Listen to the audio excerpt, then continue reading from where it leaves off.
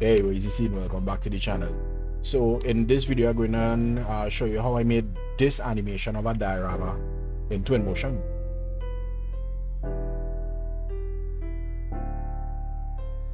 So before we get started, if you like this type of content, don't forget to like, follow, subscribe.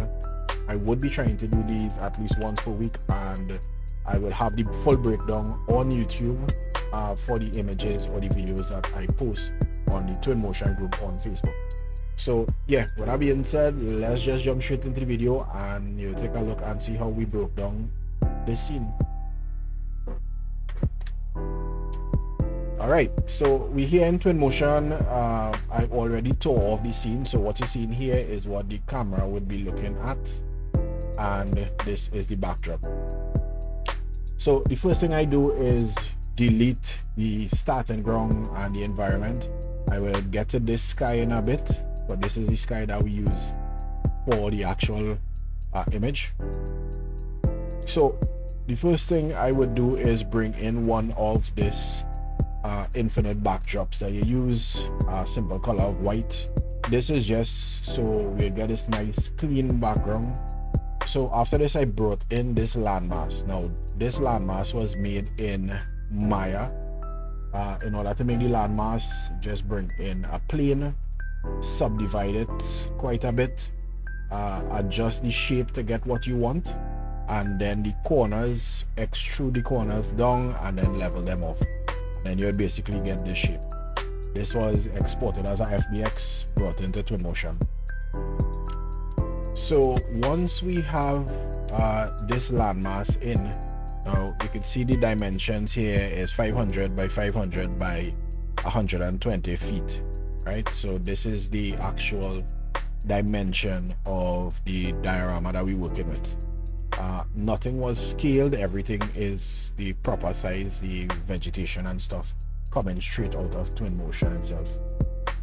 So the next thing we look at is the rocks. Right now I brought in quite a variety of rocks from the Megascans library. So I started just placing them around in order to get the look that I wanted, and you can see here in this view how it's actually coming together. All right, so I basically were trying to get a landmass to the back and then the cliff actually coming out into the sea, and then there would be a separate section where the lighthouse would be on. So kept bringing in the rocks, larger rocks, smaller rocks, until the entire space was filled in and we have this sort of effect. Right, so with the rocks all brought in, what I started to tackle now was the plants. Now vegetation comes in layers, and what we need to do is actually layer the vegetation in the same way that you would see it in nature. So what I did was I first started with a layer of grass. So this would be different types of grass, long, short, dried, you know, and this was to cover the rocks. Now in order to save on system resources, I cut down the viewing distance, but in the render you would see it on the entire time. So after the first layer of grass, what we'll do now is bring in a second layer, but this would actually start acting as moss and stuff. So it would be painted on different parts of the rocks just to give you to break up the neatness of the rock and that material that the rock has, so you get a bit more green. Now it is difficult to see it in this view, especially since it isn't rendering as yet, right? So if we keep moving along, what we do next is start bringing in some of the bushes, the smaller shrubs, and start populating the entire thing. And then finally we end with the coconut trees. So this is how we're looking so far, right? The next thing to tackle would be items or vegetation that I placed by hand. Now these were painted in, but I wanted certain things, or just a couple of things in places that I wanted. So I did a couple of coconut trees on the beach, and this was here, as well as I knew when the lighthouse goes here we would have like a little dead space, and what I wanted to do was break it up a little bit and place this coconut tree right here. So that was done. After that we did other hand place items. Now what you would see on a beach, you would get some driftwood, right? So I went in, did some driftwood, and then a dead tree, a fallen tree, wooden boats, and just a life ring.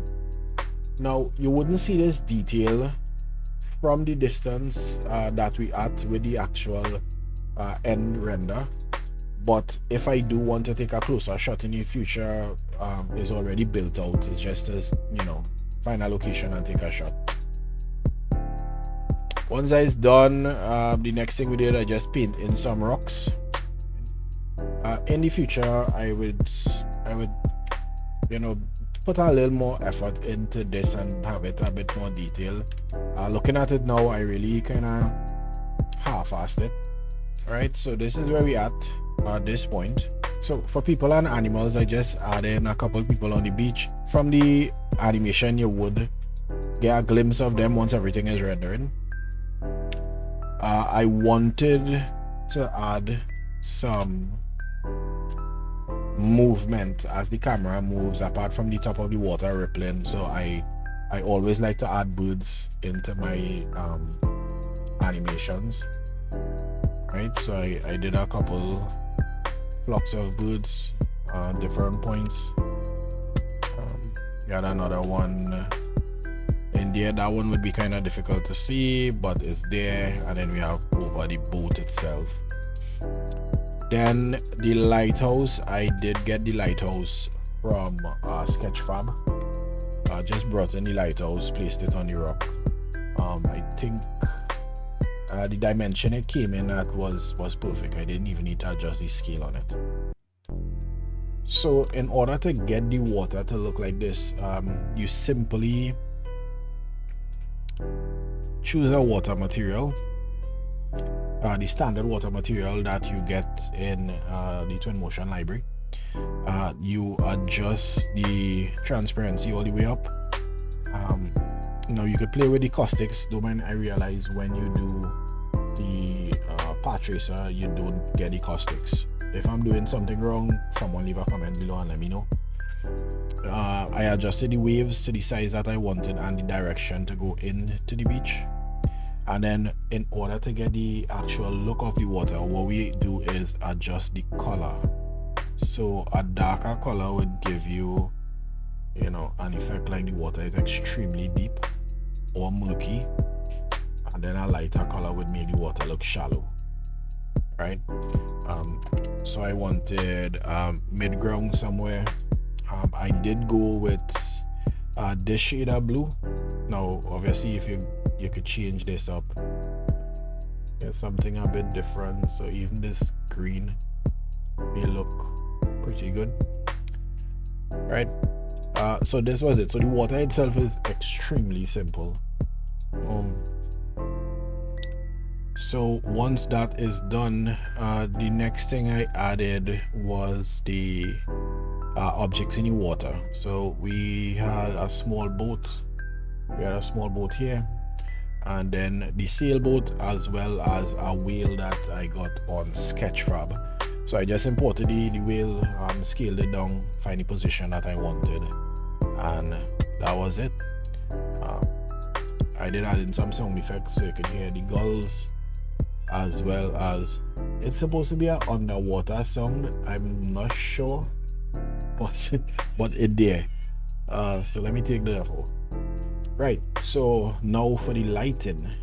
I did a HDRI sky, the morning afternoon overcast 10 with an intensity of 300, and for the rotation I just rotated it where I can get the shadows being casted to the front, right? I like the effect where you could get a soft shadow casted to the front. Now in order to get these soft shadows, what I do is under the directional light, I switch off the match HDRI. I only do this after I find the position when rotating. So I find the final position it would stop at, then switch off the match HDRI, and then you could adjust the settings here. So I adjust the intensity, and I always switch the temperature. Now the reason for that is, me personally, I gravitate more to a cooler blue image. I don't really like warm images. It's just something personal. So once I adjust the Kelvin, and for size, you increase the size until you start to get this nice soft blue. And yeah, that is it for the sky itself. For the camera settings, auto exposure is off, the exposure is down to 0. Again, 7500 Kelvin, no tint, but under the lens exposure it is enabled, and I adjust the highlight and the shadows. Now if the highlight is too bright, you get overly exposed image. If it's too dark, well, then it gets too dark. So you need a nice balance where you can still see the shadows but get a good amount of light. Same thing for the shadows, you don't want it too high, otherwise the shadows itself would be too dark. I don't want it too low, because then it will just, you know, not look too good. So I find a decent midpoint there.